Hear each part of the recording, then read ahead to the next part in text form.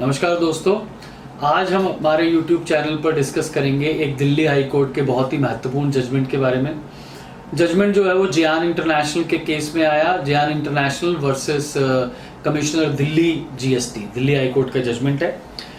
Petitioner जो था Jian international था, उसने ये Delhi high court, honourable high court के पास कहा कि हमने एक एप्लीकेशन रिफंड की फाइल की है और एज पर रूल 90 सब रूल 2 15 दिन के अंदर अंदर या तो हमें एक्नॉलेजमेंट RFD 02 में इशू हो जाना चाहिए था या डेफिशिएंसी मेमो RFD 03 में इशू हो जाना चाहिए था, जो कि हमें अभी तक नहीं हुआ।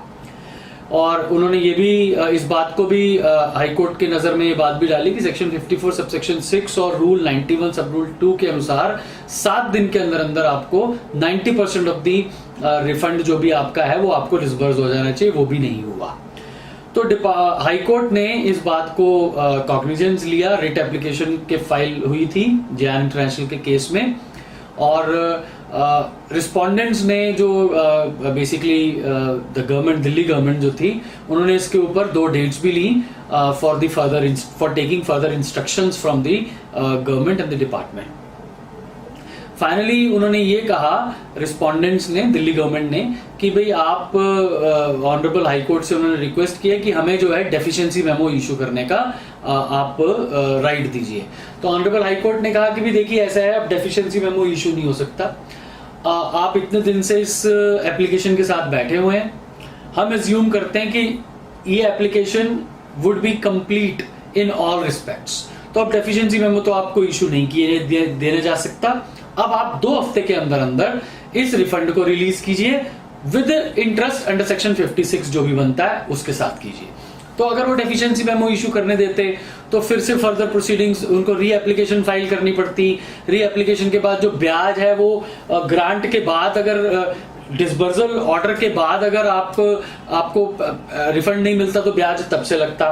तो हाई कोर्ट ने इस बात का कॉग्निजेंस लिया और अपने ऑर्डर में भी लिखा कि हम आपको डेफिशिएंसी मेमो इशू नहीं करने देंगे, अदरवाइज जो पिटिशनर है उसके ब्याज का जो अधिकार है, इंटरेस्ट का जो राइट है, लेजिटिमेट राइट है, वो उससे छिन जाएगा। तो मैं समझता हूं कि कहीं ना कहीं जो एग्जिस्टिंग कानून है उसका इन्वोकेशन हाई कोर्ट को इंटरवीन करके करना पड़ रहा है। मुझे ऐसा लगता है, मेरी रिक्वेस्ट है सभी लॉ मेकर से, एडमिनिस्ट्रेटर्स से, कि जो कानून है उसका पालन किया जाए। कानून जो है वो चाहे टैक्स पेयर के लिए हो, चाहे वो एडमिनिस्ट्रेटर के लिए हो, दोनों के लिए कानून तो सेम ही होता है। तो अगर आप रिफंड इशू नहीं करते हैं और फिर भी आप 15 दिन के बाद आप RFD 02 नहीं देते, 03 नहीं देते, तो फिर भी आप कोर्ट में जाकर ये बोलते हैं कि आप डेफिशिएंसी मेमो इशू करने दो हमें। आपका कानून है कि 15 दिन में अगर आपने नहीं किया तो आपको 15 दिन में इशू करना है, तो डेफिशिएंसी मेमो अब 15 दिन के बाद इशू नहीं हो सकता। That is beyond a question. इस जजमेंट से आपको काफी फायदा मिलने वाला है।